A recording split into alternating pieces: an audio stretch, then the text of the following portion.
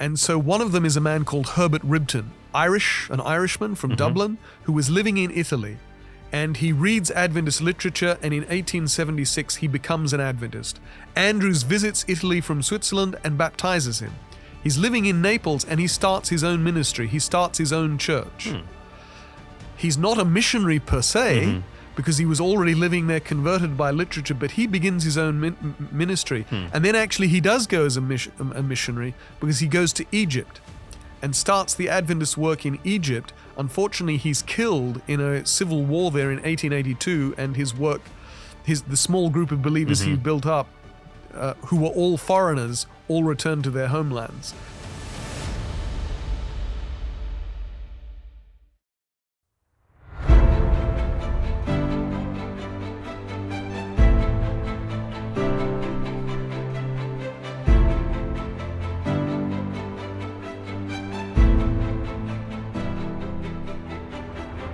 The Lineage Journey podcast, unscripted conversations that aim to help you on the journey of discovering your lineage. Join us as we take a deeper look into past Lineage episodes and see the lessons we can learn for today. I'd like to welcome those of you who are listening to our Lineage Journey podcast. If you've been following our journey, we interview with various people who are experts in their field of study or work, and we delve a little bit deeper in some of the topics we've looked at with Lineage. Today, I'm joined by Dr. David Trim. Hello, Adam. Good to be with you. Thank you for taking the time. I know you're very busy. My pleasure. And you work here at the General Conference. This is where we are. Yes. And I believe you've held the position that you're in since 2010, if I'm correct. That's right, since October of 2010. Okay, so you're the Director of Archives, Statistics, and Research. But your own background prior to that, you're a historian. Yes. I was born in India, where my parents were missionaries. Okay. My childhood was in Sydney, Australia. My father was Australian. My mother is English. And then I went to college at Newbold College in England, and I later taught there for 10 years. And then for 2 years at Pacific Union College near San Francisco in California, and then came to the General Conference in 2010. Okay. When you went to Newbold as a young man, was that the first time you really lived or spent time in England? It wasn't the first time I'd lived in England, but it was the first time I'd lived there for more than a few months. Okay. And you have, from what I've seen, you have your PhD is from King's College in London? King's College London, that's right. Okay. And you've written a number of books as well, if I'm correct? Yes. Yeah, it's up to 15 at the moment. Okay. Now, one of the books you recently wrote, which was about the church in Europe. Yes.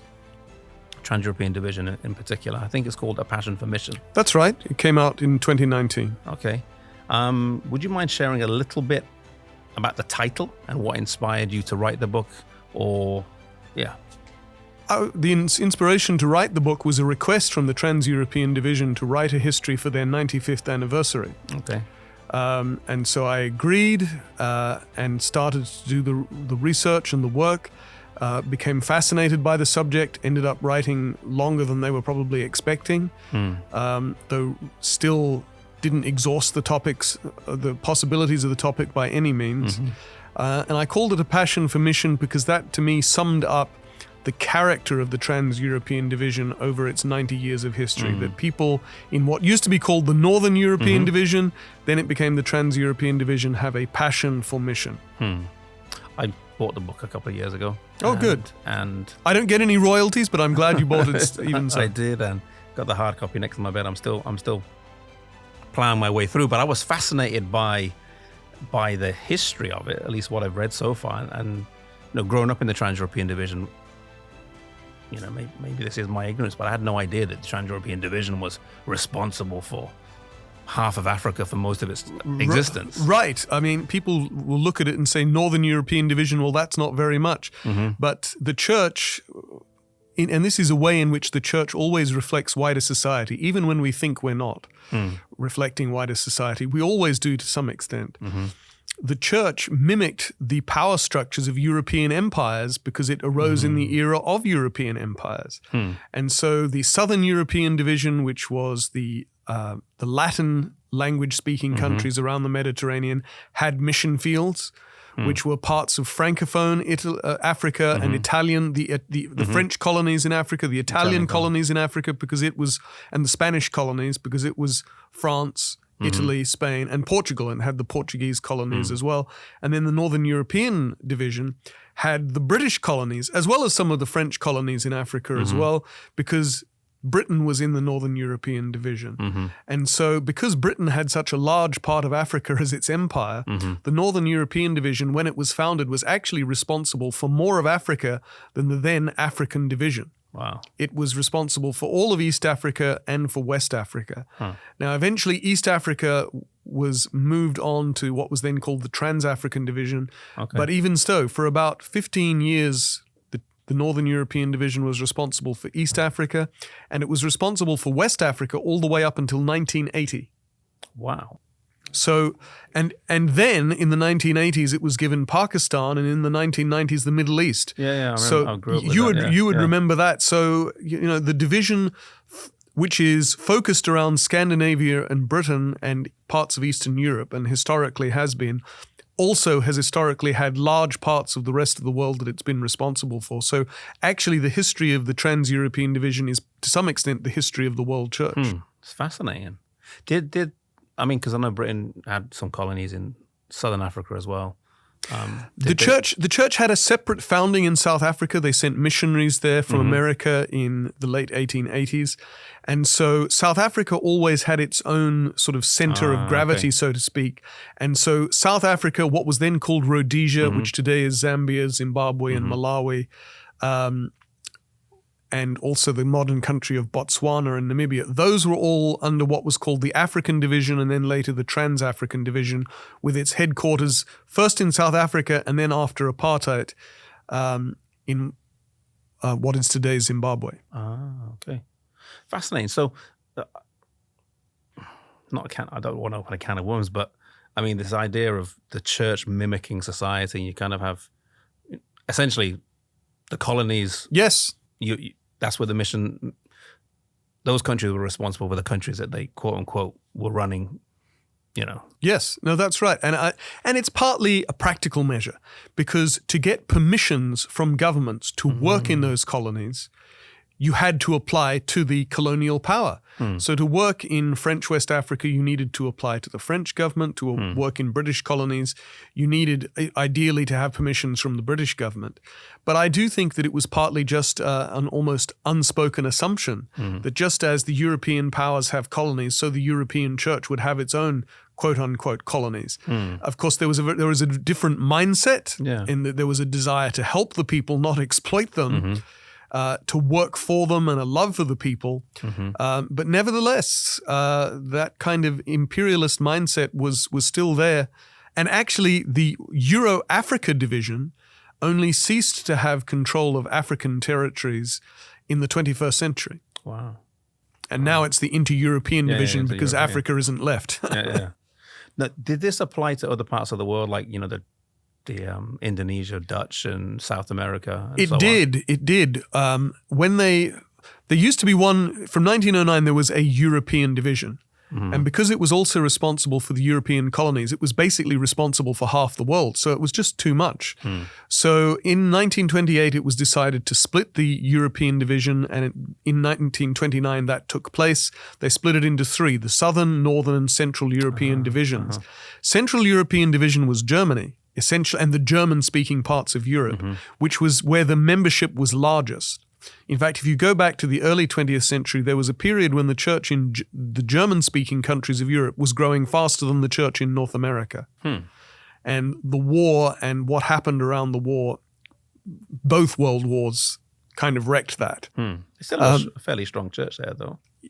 Compared, not numerically wise. Compared to the other parts of Europe, yes. That's correct. But, I mean, it was growing even faster. But as a result of the First World War, Germany lost all its colonies.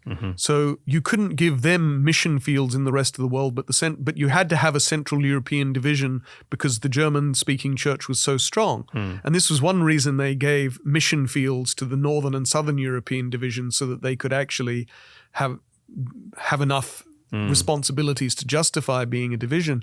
But the German-speaking Adventists basically said, we want our mission fields too. And so they took what was then the Dutch East Indies, to today's modern country of Indonesia. And back then, the Netherlands was with the Central European Division. After World War II, it was put with the Northern European Division, and ever since it's part of the Trans-European Division now. But initially, it was with the Central European Division. And so they took the Dutch East Indies and put it for the first 5 years, with the Central European Division.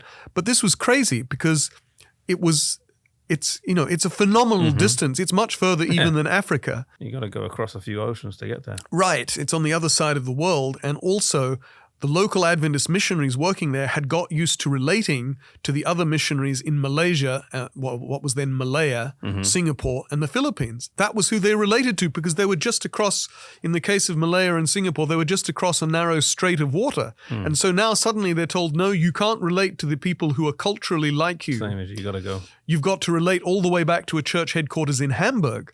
And fortunately, people worked out fairly quickly that wasn't going to work. And so at the next this was 1929.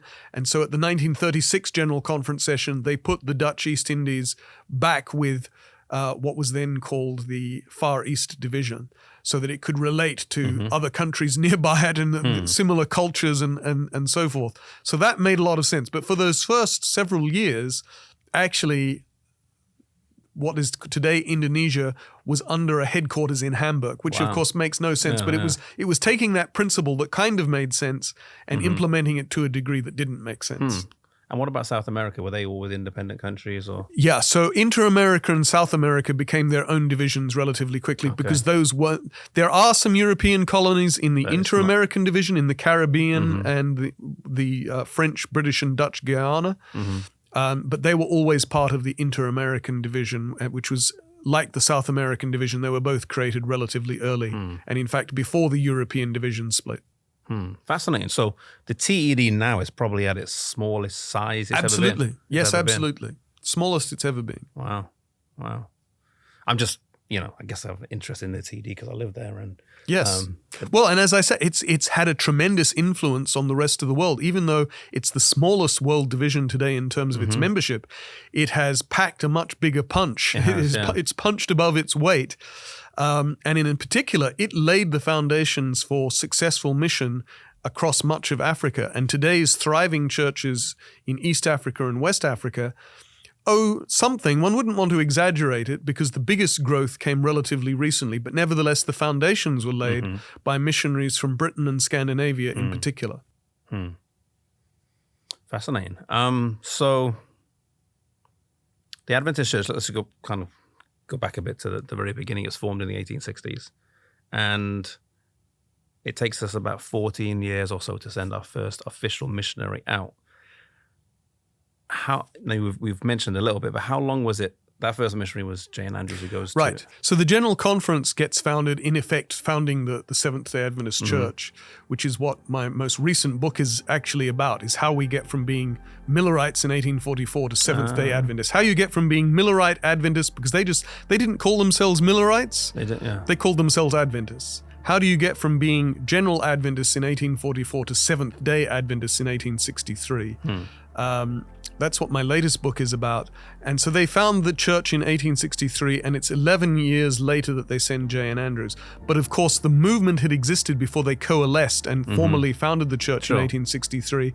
And so it's 30 years, actually, after the Great Disappointment. And Seventh-day Adventists had effectively started to form as a movement, a very small movement, but as a movement in the 1850s. And it's in 1859 that the first Sabbath-keeping Adventist writes to the church's paper and says, is the third angel's message to be proclaimed outside America? And at that stage, the answer was no, Adam, because the answer was, we can fulfill the prophecies that says the gospel will be preached to every nation, kindred, tongue, and people by preaching to the representatives of those peoples who've emigrated to the United States. So it's an incredibly narrow-minded, Yeah. parochial, and exclusive vision. You just hope your country's represented in America. That's right. That's right. And what happened? How are you then supposed to hear about it in your own country if it's only being preached to a narrow group of immigrants in the United States?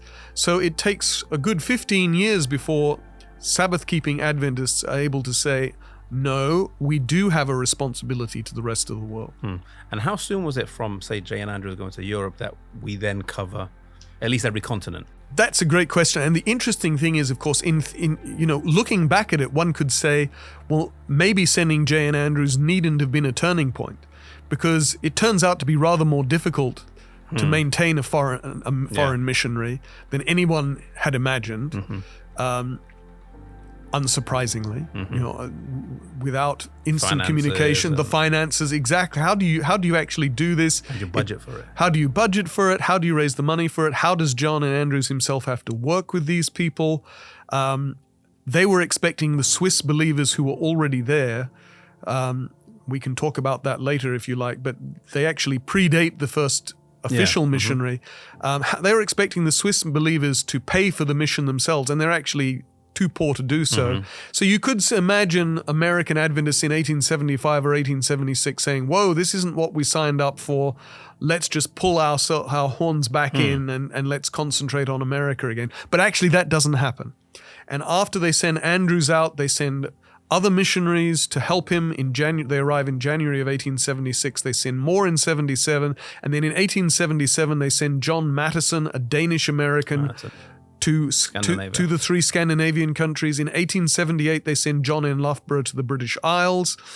And then in the 1880s, they go to Australia and South Africa in a big way. And there's an initial reaching out to South America in a very tentative way. But nevertheless, we can say within 15 years of Andrews being sent out, by the end of the 1880s, Adventists have worked or are working or have a presence on every inhabited continent. Okay. And so that happens relatively quickly, but one wouldn't want to overstate the significance of that, because in many cases you're talking about a very small handful of believers or workers, but nevertheless they have got a presence in every continent. And was this intentional, organic, or was it just, once we sent the first, was it now like, okay, we've got to strategically plan, or was it just? It was a mix of both. It's one of the strongest advocates for saying Adventists only needed to preach to immigrants in the United States was Uriah Smith, who was the editor of the church's paper, The Review, and secretary of the General Conference for many years. And he writes articles in the Review, at least 3, making this point that, we only need to worry about America. And yet within less than a year of Andrews going out, Smith is writing in the Review and saying, no, we have a message that is worldwide. That's his word, worldwide. And so this, you can imagine the situation where there's a dam that has a small crack in it that gradually builds up and up until the dam bursts. And I think that was what was happening with Seventh-day Adventists. I think deep down they knew that they needed to do more, but they couldn't. It took a little while to overcome their America-centric prejudices, and it probably took them a little while to imagine that they could even do this. I mean, there was maybe 3,000 Adventists when they founded the church. How can a group that small, even a group the size of it was in 1874, how can you have a 6-continent mission strategy? The amazing thing is that they do. But so I think that it took the time, and once the crack in the dam wall took effect, then it burst, and then there was no turning back. There was no turning back. Once you commit that way, you're going to. Absolutely. And so Andrews going is a pivotal moment, not because Andrews himself is the pivotal person, because Andrews just happens to be the person they choose. I wouldn't want to underestimate the commitment of that, because it's an extraordinary thing to do. He takes his 2 motherless children with him. It's a huge commitment, but nevertheless, he happens to be the person that they choose. So he was chosen, not volunteered? It's a mix. I mean, they're looking for somebody to send, and they want to send one of the most capable people they have, and that's Andrews. But he wouldn't have gone if he hadn't wanted to. And he himself has already shown an interest in the Adventists in Switzerland. So it's partly, we don't know the exact details, but it's a mix of being asked and being willing to go. Okay. But nevertheless, the key is that Andrew's going is the moment of no turning back. And then they send more missionaries and more and more and more. And it's like the ever-expanding torrent through that broken dam. And so that's the significance of Andrews, and that's the significance of that moment, that once Adventists have finally done it, then they realize there's no turning back, and they're going to keep on sending more. So it's partly an organic belief, but it is partly planned, because once Andrews goes and then has troubles and is writing back saying this is more difficult than perhaps I'd envisaged, that's when they send Daniel Bordeaux and his wife at the end of 1875. He was actually... Early Adventists talk about overseas mission, which is technically correct because they did have believers in Canada. In fact, there were Millerites in Canada, just because, of course, you've got a porous border between America and Canada at that stage, and you've got believers in the province of Quebec in Canada.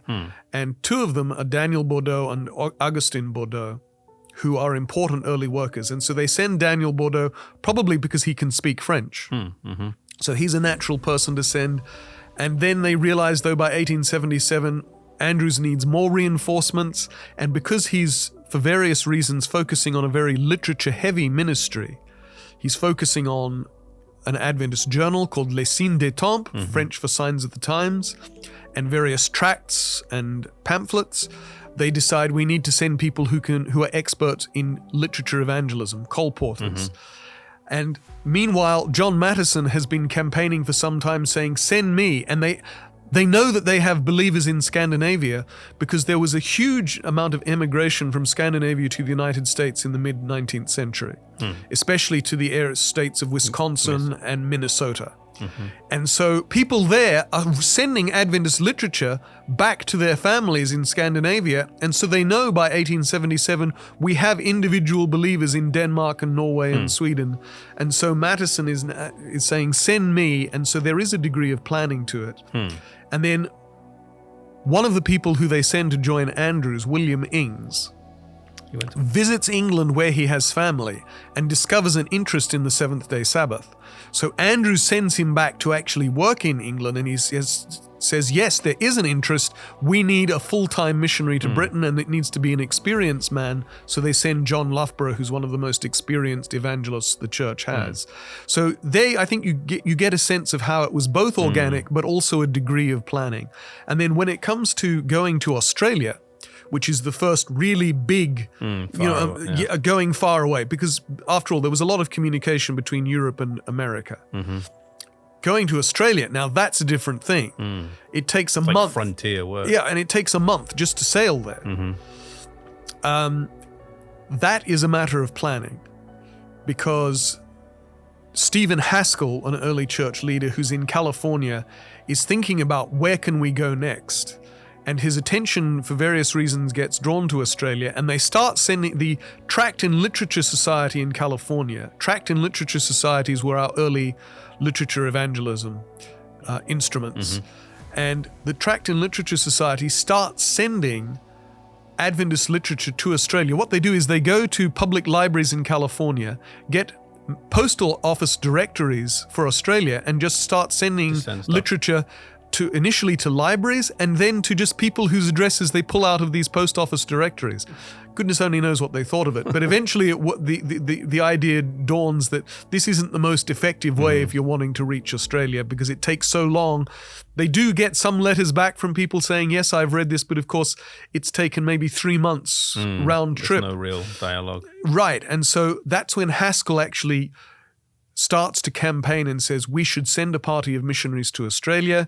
He promotes that at the California conference, and then at the general conference session, they decide to do it, and they don't just send Haskell and his wife, they send a large party of missionaries, including colporteurs, including a printer, so they're already thinking about we need to have our own local printing ministry, and a teacher. So that's by 1885, you're definitely seeing strategic thinking come in the way that they decide to go to Australia, and then in who they decide to send to Australia. And that thereafter tends to be the case much more. But in those early years, it is a mix of both organic, just happening, and then also, but some strategic thinking as well.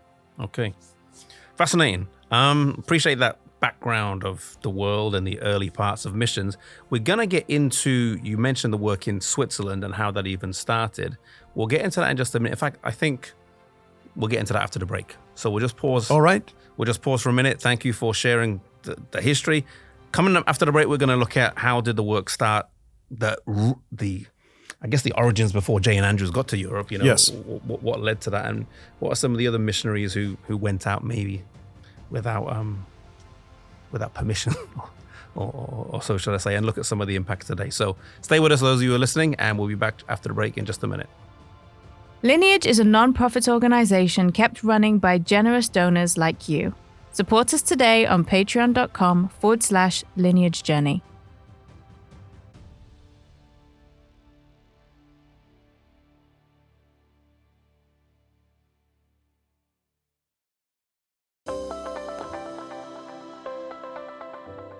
Today's episode of our podcast is brought to you by Advent Digital Marketing, a full-service digital marketing agency that specializes in helping Adventist ministries secure more donors and Adventist businesses boost their online sales. With Advent Digital Marketing's expertise in online marketing, your organization can achieve its fundraising and revenue goals. Visit www.adventdigitalmarketing.com to schedule your free consultation today.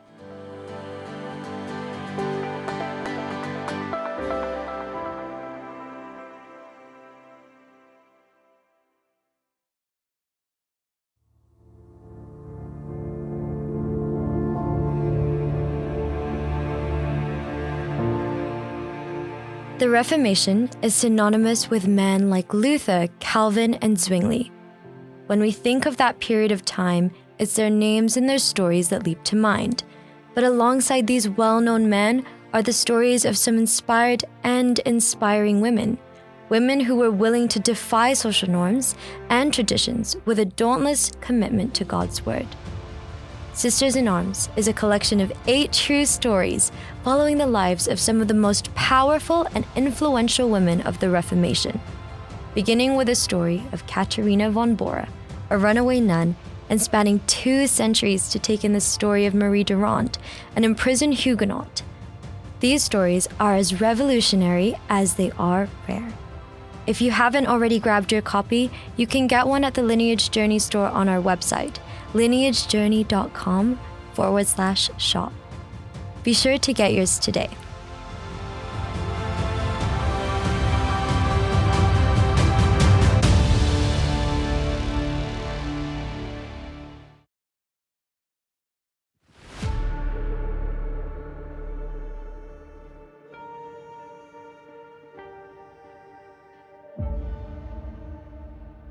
Welcome back. We are here with Dr. David Trim at the General Conference, and we're discussing missions. Dr. David Trim is the director of the Adventist Archive and Statistics And research. And he's written numerous books. Most recently, he's written a couple of books on missions. One of them is A Passion for Mission. And you also wrote A Living Sacrifice as well. Yes, that's right. You've got some original works on mission, and we're discussing missions, and we've looked at how the church started in America and how it spread abroad. But you did mention earlier that we're going to kind of revisit Switzerland. So Jane Andrews goes to Switzerland, but how does the request for him to come? Because he's not the first one there. No. So, as I mentioned before the break, in 1859, the first Adventists begin to say, should we be preaching the third angel's message overseas? And the majority answer is no, because we can just preach to immigrants here in our own country. But there were always some people, including James White, and eventually Ellen White, who has a very clear vision about this in 1871. There are always some other people who were saying, no, actually, we do have a responsibility to the rest of the world. And one of them was a man called Mikhail Tchaikovsky, who was a Polish expatriate. He'd actually been a Roman Catholic priest. He leaves Roman Catholicism. He emigrates to the States. He becomes an Adventist. He has the first Adventist city mission in New York City, right there in the middle of the city in the very early 1860s. And in 1864, he goes to the General Conference and says, send me back to Europe. I want to take these precious truths to the people of Europe. And the General Conference decided no. And to be fair, that wasn't just a matter of conservatism or blindness. I mean, it partly is because of this attitude, we don't need to do this, but it's also partly because Tchaikovsky has character flaws, and they may not be exactly aware of them all, but they can certainly sense some, that this is a flawed individual. And just to sort of underscore that, Tchaikovsky goes to the Advent Christians, who are a rival of Seventh-day Adventists. They're Sunday-keeping Adventists. They're also come out of the Millerites. In fact, they're the ex-Millerite mainstream. Okay, And they had organized their own denomination back in the late 1840s, the Advent Christians, who Ellen White calls the First-day Adventists. They're still in existence today. They are small numbers. Very small, but they do still exist. Absolutely. I remember seeing a church when I was in New England once, Advent Christian. Yeah, and they also have some churches in the Midwest, but they're very, very small. But they do still exist. Tchaikovsky goes to the First-day Adventists, not that they call themselves that, the Advent Christians, and says, send me as a missionary to Europe. And they do. And what he does, he goes to Europe and sends back reports which get published in the Advent Christian paper, and he never mentions that he's teaching them the seventh-day Sabbath. So, I mean, you laugh, and it's easy to laugh at, but it's not exactly an example of ethics. It's not great integrity. It's not Taking integrity. the money from one and teaching something different. And then, just to make it stranger, he's basically teaching Seventh-day Adventist truths. He's teaching the literal premillennial return and imminent return of Christ and the seventh-day Sabbath.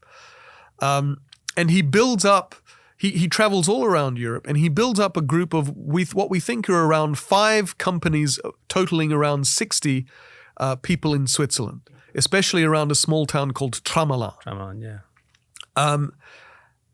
But Tchaikovsky isn't an organizer. He's a church planter. He likes to be, and he doesn't like to stay in one place for too long. So Switzerland is where he's had his biggest success, but he feels like, no, I want to go east. And he goes into Eastern Europe and he leaves the Swiss believers there. But the thing is, Adam, he'd never told them that there was a Seventh-day Adventist church in America. Yes, it's strange. So he takes money from one church, teaches another church's doctrine, but then doesn't tell the people he doesn't tell the people he's teaching that that's what he's teaching them. And he ordains 2 elders, Jakob Erzberger and Albert Vuillumière. And Erzberger and Vuillumière go through Tchaikovsky's papers at one time, because he's left quite a lot of his things there in Switzerland, and they discover this journal called the Advent Review and Sabbath Herald, or Review and Herald, and they discover to their astonishment there's a Seventh-day Adventist church in America that believes what they believe. It's actually harder to know who was more astonished, the Swiss believers or the American Adventists, when out of the blue they get a letter from Switzerland saying basically, we're here, and we Is it true that the letter was just sent to Battle Creek or something? Or was that a different one? I think that's a different one. Okay. There is a letter from South Africa. Oh yeah, okay. That just gets sent to Battle Creek, but it gets delivered. And there's and I'm drawing a blank now where it was, but there is a part of the world where the local people send a letter to. It's India. It's a group of former Hindus who become Christians in the 1890s, and they send a letter to Sabbath Keepers New York. Wow. And remarkably, that gets delivered to the General Conference in Battle Creek, Michigan. So kudos to the U.S. Post Office, and also God must have had his hand in that. But no, so here's the church leaders in Michigan. We actually have fellow believers in Switzerland. The remarkable thing, Adam, is even after that, you might think that would make people say, yes, we have a responsibility to other people. Especially because this isn't just theoretical. The Swiss actually send Erzberger. They raise the money to send him to America. He visits Battle Creek. He attends the 1869 General Conference session. He's ordained at the New York Conference camp meeting. James White actually writes in the review and says, we have photographs of our believers in Switzerland. Some of us have met them. This isn't a theoretical thing. We've actually met one of their representatives, and yet it still takes another 5 years before Andrews gets sent, which just shows the degree of prejudice that had to be overcome. Wow. But so Tchaikovsky is there. You also have a woman called Hannah More, who had been a missionary sent to West Africa, and she comes back to America and is converted by Stephen Haskell while she's on her furlough in America. Okay. She doesn't get baptized, but she starts believing the Sabbath, and she goes back to West Africa, and she actually writes, she subscribes to the Review, and she writes to the Review and says, you have a faithful Sabbath keeper here in West Africa, and I look forward to the day when we have a Sabbath-keeping church. Now that's dropping a pretty big hint. Adopt me as your missionary. And yet they don't have to pay the expense of sending her or any of that because she's already there. But this is too radical a concept for them, especially with their parochial ideas. But she actually does baptize a few people into believing the seventh-day Sabbath. We don't know what becomes of them. Once Adventists go back to West Africa in the 1890s, there's no trace of any connection back to the 1860s. But still, so there's an example of somebody else who is kind of unofficial. Would you put LaRue in that same category or not? All right, so there's a no, I wouldn't put him in the same category, but there's an interesting category, which is people who are the first Adventists in an area without being missionaries sent. Okay. And so one of them is a man called Herbert Ribton, an Irishman from Dublin, who was living in Italy. And he reads Adventist literature, and in 1876 he becomes an Adventist. Andrews visits Italy from Switzerland and baptizes him. He's living in Naples, and he starts his own ministry. He starts his own church. He's not a missionary per se, because he was already living there converted by literature, but he begins his own ministry. And then actually he does go as a missionary, because he goes to Egypt and starts the Adventist work in Egypt. Unfortunately, he's killed in a civil war there in 1882, and the small group of believers he built up, who were all foreigners, all returned to their homelands. So it's not until the late 1890s that you have Adventist missionaries go to Egypt and stay. But nevertheless, you have to credit Ribton and his boldness and his faithfulness. You also get the first Seventh-day Adventist in South Africa is actually an Adventist from Nevada, the U.S. state of Nevada, called Hunt. He'd been a gold miner and silver miner in Nevada and California, and in the mid-1880s, after the gold rush in California, you get a diamond rush in South Africa. And so he goes to South Africa to prospect for diamonds.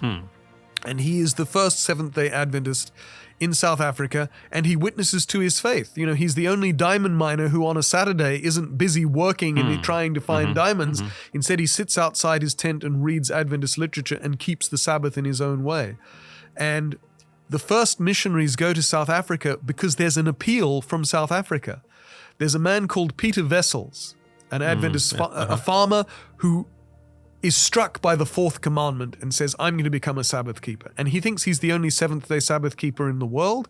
And then a friend says, no, there's this American diamond miner called Hunt. And so they go to talk to him, and he explains there actually is this thing called the Seventh-day Adventist Church. He shares some literature with them. They become convinced that the Seventh-day Adventists have the truth, and so they write to the General Conference and say, send us a missionary. And they actually raise money to help pay the expense. And LaRue is an example of that. LaRue is a Californian. He wants to be a foreign mission. We don't know why, but for some reason he wants to be a missionary to China. And he goes to the General Conference. He's already in his 60s and says, send me as a missionary to China. And this is just, we don't know why they say no. It may be just that China is a step too far at this early stage. Was it his age? I've heard that. I think it was, we don't know. Okay, but it was probably also his age, that he's already in his 60s. So they say, go to an island in the Pacific. So initially he goes to Hawaii, which at that point was an independent country. It was a kingdom of Hawaii, exactly. It didn't become American until the 1890s. So he is a foreign missionary. He goes to Hawaii and sells Adventist literature and also sells Adventist fruit, Adventist health foods, fruit and nut to support himself. So he's a worker, but he's entirely self-supporting, as had been Herbert Ribton for that matter. And so he goes to Hawaii, but after a couple of years, he says, no, I want to go further. And so the story goes that he looked on a map and saw the island of Hong Kong, knew that it was a British port, and said, well, Hong Kong, it's only just off the coast of China, but strictly speaking, it is an island in the Pacific. So I'll go to Hong Kong. And he goes there in 1889. The church doesn't send church-paid missionaries to supplement him. They don't arrive until 1902. So he's there for 13 years by himself. And so there are other examples of the church starting because of the spread of Adventist literature. So for example, the first missionaries to West Africa, I said that, Hannah More was there in the 60s, but the first missionaries go in the 1890s, again because of an appeal. There's local people who've read Adventist literature that has somehow made its way to what was then called the Gold Coast, today's country of Ghana.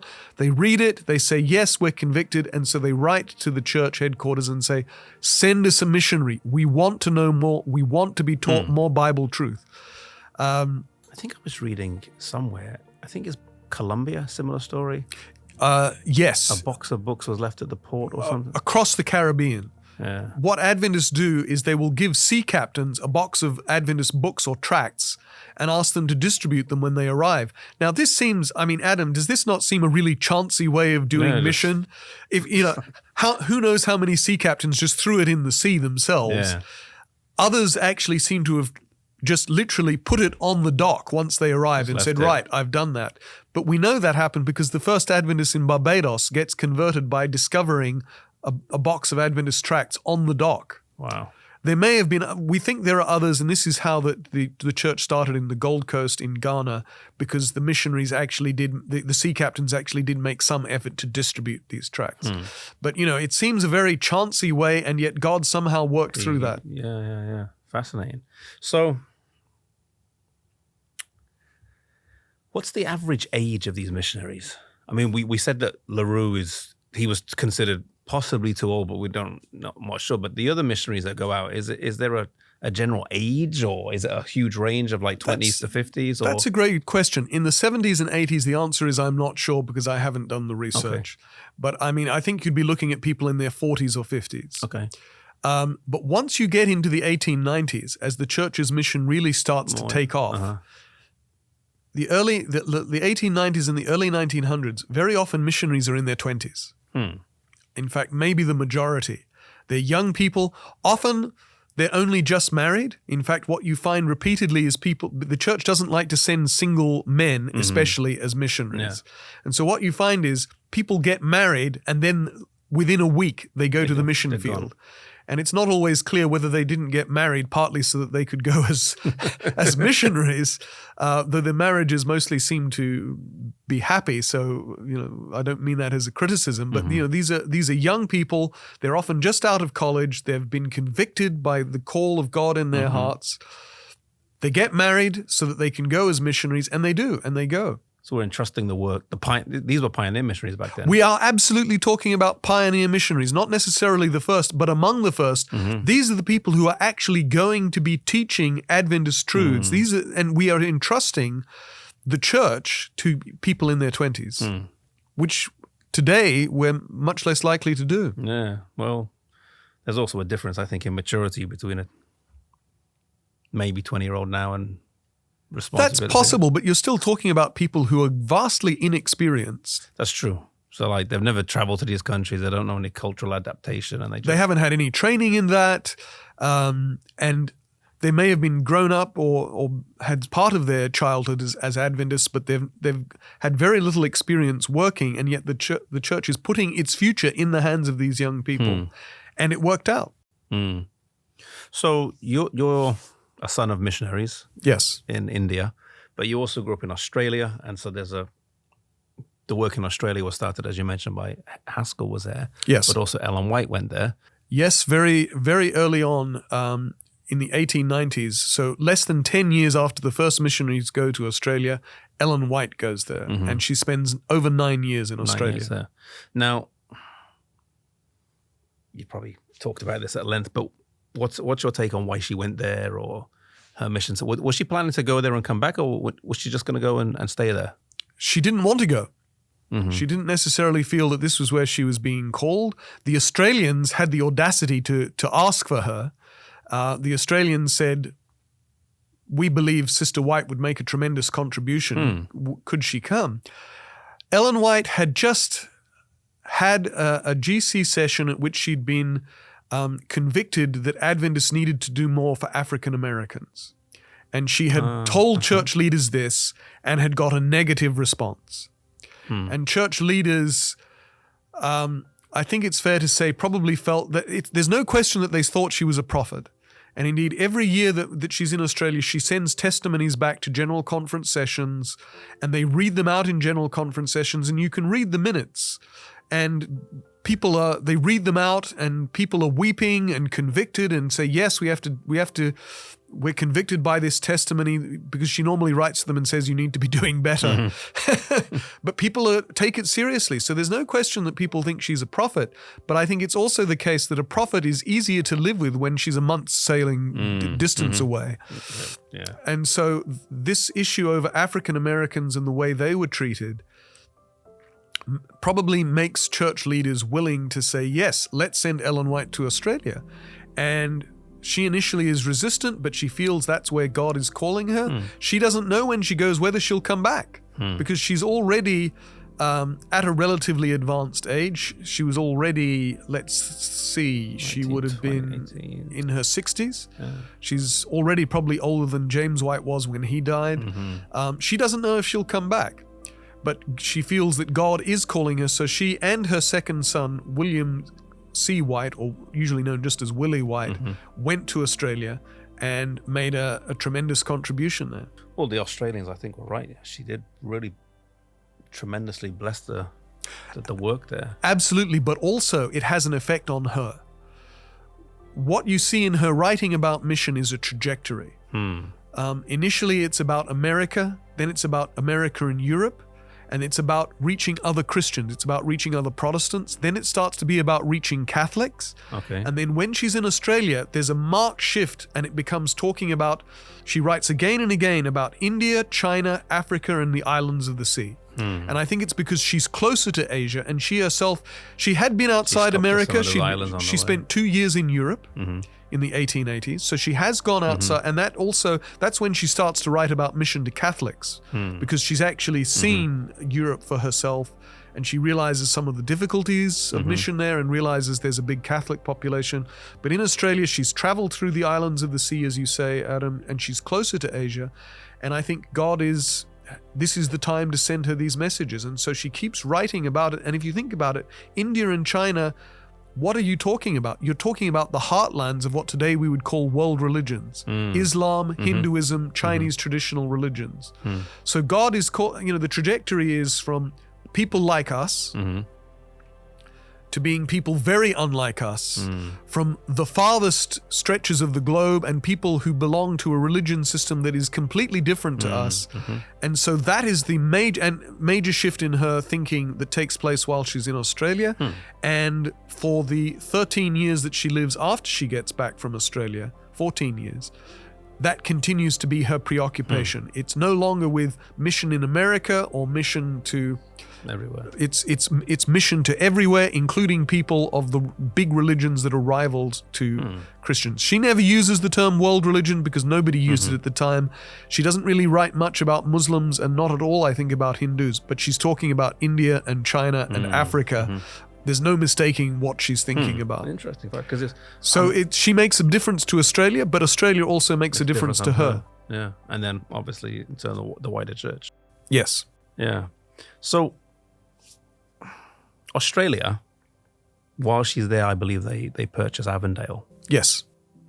And I think there was only 1,000 or so Adventists at the time, but yet they purchased this massive piece of land. And I think when I've looked at some other countries in the world, you've got Salusi in Zimbabwe, Rhodesia back then, and you got Newbold College that came on the scene, a few years later, and then in South America.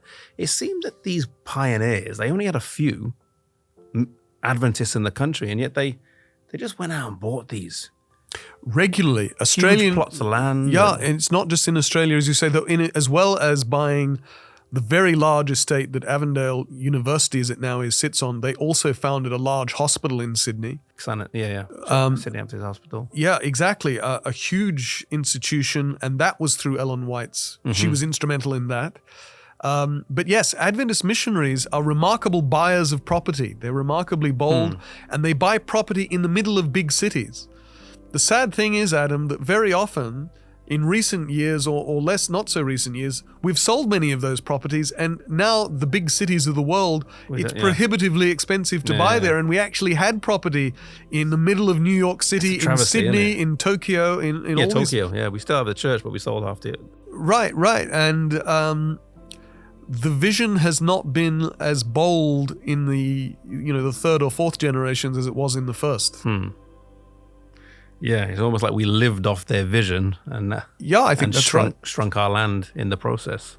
Well, I mean, partly it's, and we see this at Newbold, though the current site of Newbold wasn't bought until after World War II, but it was much larger, and they sold parts and parts of it to pay for expenses until eventually now they have very little left. And that did take place in some places, that property was sold slice by slice and not reinvested. Though in other parts of the world, the church has been wiser and shrewder and has reinvested.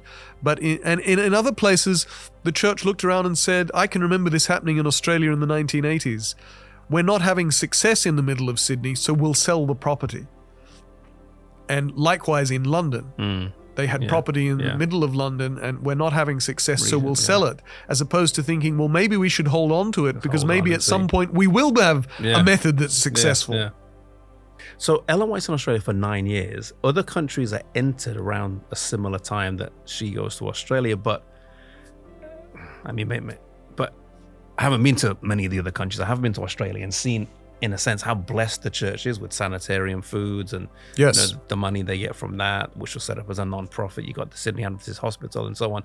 Do you think that, in a sense, Australia was extra blessed by her presence and the structure of the work than? I think so. And no, I mean, I know so, unquestionably. And part of what happens there is that Australians also have a mindset which says that business decisions should be taken by people with some background in business. And that's been a blessing for the Adventist Church. Now, maybe at times, actually, as with the example of the property in Sydney, the business mindset was a little too business-oriented and not enough mission-focused. But one reason Australia has had, and the South Pacific has been blessed by these tremendous institutions that raise funds for the church, is because they didn't assume that a pastor can do everything. They assumed that if you were going to be making financial decisions, you should have some training in finance or some background in business. And the Australian church was always willing to use people with those kind of background to make business decisions. But I think also Ellen White brought a breadth of vision. And when she comes back, she brings it to America. Loma Linda gets founded partly based on Ellen White's visions. That Ellen White says, yes, we should buy here. This is the place to go. They needed a replacement for Battle Creek because of the apostasy of John Harvey Kellogg, which means that Battle Creek has been effectively lost, even though it remained, there were many Adventists still living there. Battle Creek Church was the biggest church in Adventism into the 1920s.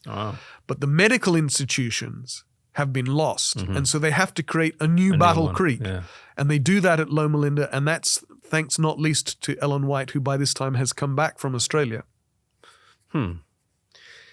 Yeah. Okay. I remember hearing you do a lecture at, I think it was Newbold, and it was based on your book, A Passion for Mission. And something you said there got me thinking a little bit. And you mentioned how a lot of missionaries went from Scandinavia to back, would have been West or East Africa. Right. And one of the countries I remember you mentioned was Denmark. They sent, I think, 300, if I'm correct, or if I remember. I can't remember exact numbers, but it was a lot of missionaries they sent out. And then today, you see the church in some of these countries really struggling.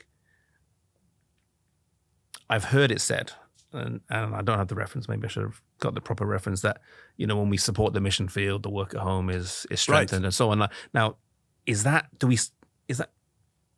true? And can we abuse that? And know what I mean? Probably can. You're thinking of Ellen White's statement that says the prosperity of the work in the home fields depends on the reflex influence of the evangelical work done in fields afar off.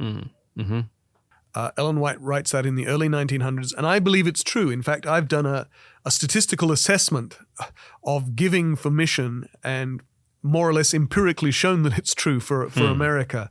And when she wrote this, there were American church leaders who basically said, no, we either have enough funds, given our membership, we either have enough funds to do mission effectively in the United States, or we can do the rest of the world. We can't do both.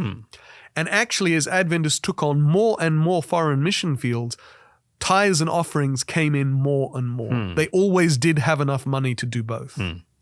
And you can speak to individual conference presidents even today who in the last sort of 15, 20 years, their conference has adopted a mission field and worked for it and sent money there. And they would all say, there has been we've seen our tithe and offerings go up. The South American division has spent something like $20 million in the last 10 years on missionaries that they fund, not the General Conference, that they fund.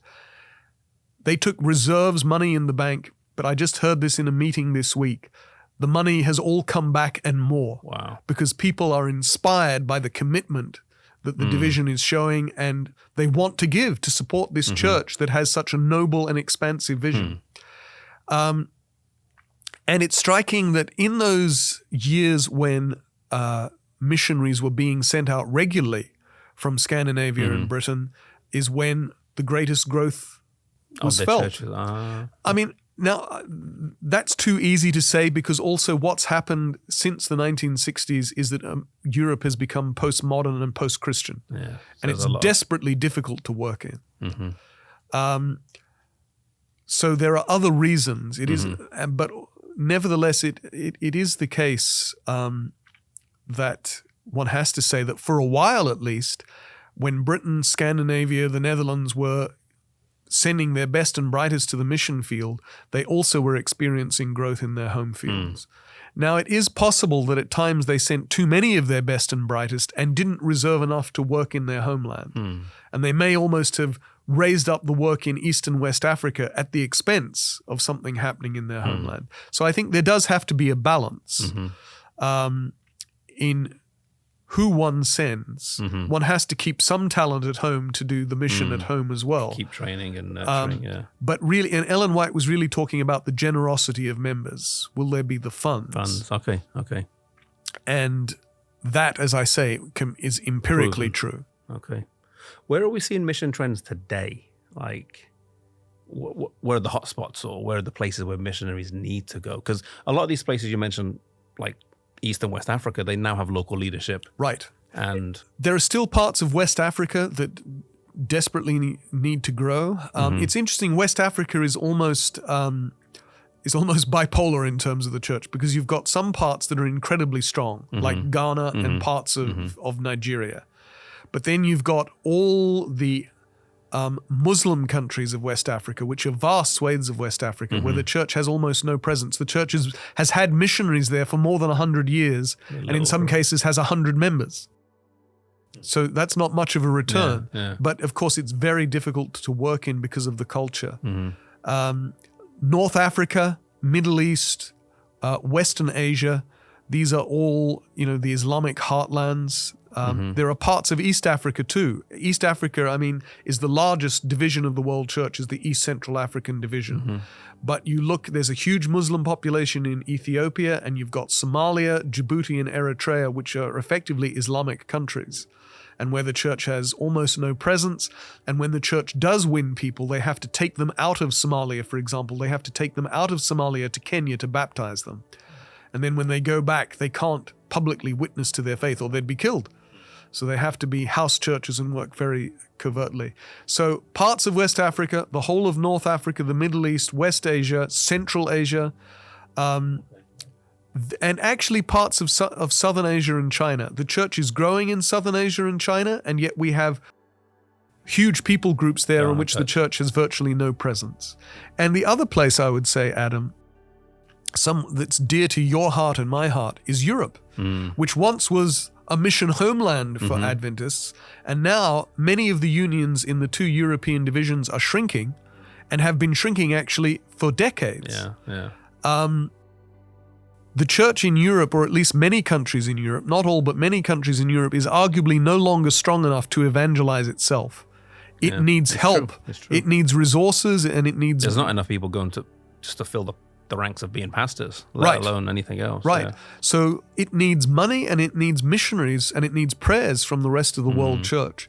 So North America beginning to feel the effects of postmodernism and secularism, but still very, very successful. Though the trend is clear and we shouldn't close our eyes to it, but nevertheless still very successful. Inter-America, South America, Southern Africa, Eastern Africa, the islands of the South Pacific, the church is tremendously successful, and in the islands of Southeast Asia, Philippines, and to some extent Indonesia. The mainland of Southeast Asia is like East Asia, Central Asia, Southern Asia is very, very tough. Where are missionaries going? You mentioned South America putting 20 million or whatever in. Would you say that more missionaries are going from South America Yes. than any other part of the world? At the minute? Missionaries never used to go from South America. In fact, if I can say this without causing offense, the truth is South America never used to be that interested in the rest of the world church. Their attitude was almost of, well, just let us get on and do our thing. And that's completely changed, and it changed under the leadership of Ayrton Kohler, who's now the General Conference Secretary. South America is now a vibrant force, has sent many missionaries to the Middle East and North Africa, and missionaries to China as well. Okay. And not only recruiting missionaries that are funded by the GC, but missionaries that it has funded itself, and pouring money and other resources to help mission initiatives in China and the Middle East as well. And we praise God for that. Yeah. But it is still the case that missionaries disproportionately come from North America. Okay. But whereas once missionaries all came from North America, Europe, and Australasia, today they really do come from everywhere. Part of my job is I get to travel the world a lot to visit the church in different places, and I have met Mexican and Filipino missionaries in particular all around the world. So really it is a matter today of missionaries going from everywhere to everywhere. What are the needs of mission work right now, would you say? Like the main needs, like more or more money? Yes. Or? Yes, both. We need more missionaries, and the problem is that the church works a little bit slowly. The church has a very elaborate structure, and I'm not one who thinks that's a bad thing, because I think it's a good thing. The problem is that it's not well understood. In my experience, once you explain to church members what the structure does and how the different levels have different purposes, they say, oh, right, that makes sense. But because of the structure, at times we are not nimble. We're not agile, and we're slow to respond. And so the church has set up an online platform for linking people who want to be involved in mission with opportunities. And the numbers of people who have signed up to be willing to serve as volunteers or missionaries long-term or short-term volunteers is many, many times greater than the number of opportunities available to them. So what we need is for the church to embrace the possibilities of missionaries again. We kind of got to the stage, Adam, where we thought we don't need missionaries. And it's true. If you look at, say, East Africa, you'd never send a missionary from Sweden to Ethiopia today, or from Britain to Kenya or Uganda today to conduct an evangelistic campaign, because they've got local people who can do it better. in the language. Culturally sensitive, and for a fraction of the cost. And we lost sight of, so we were so, I think we became so caught up with the success in Inter-America, South America, East Africa, South Africa, that we lost sight of all those big parts of the world that we were just talking about. That have desperate need. So what we need is for the church to embrace the possibilities of missionaries once again, and to find projects. They won't all be for long-term missionaries, but for some parts of the world, a missionary needs to go for 10 years, because otherwise they lose the expertise, they lose the relationships that they've built. There are parts of the world where you have to think that it's going to take several years to make one convert. You can't do an evangelistic series and convert somebody within a few months. It takes years of relationship building. So you need missionaries to go long-term. But there are also places and opportunities for short-term projects as well. And so that is something that the General Conference is pushing at the moment, and divisions, I think, are starting to embrace it. The idea of, yes, let's have more projects, a mix of short-term and long-term. Let's embrace the idea of missionaries again, but let's now send them to where they need to go. We don't need to send missionaries to some parts of the world anymore, because the church has tremendous mission success there. The church may not be rich in money there, but it's tremendously successful. And so we need to instead be putting our world church resources into where the church is weak. And you know what, Adam? That's what we've done since the first. When we founded the General Conference in 1863, it was partly so that you could take resources from where the church was strong and apply them to where it was weak. And because we've done that for 160 years, we have the world church we have today. Amen. Amen. Last question. Your favorite missionary? That's Do you have a great one, question. Or Well, I'm sure you've got loads. two. One is William Spicer, who's best known for not being a missionary. He was General Conference Secretary for 19 years, General Conference President for 8 years.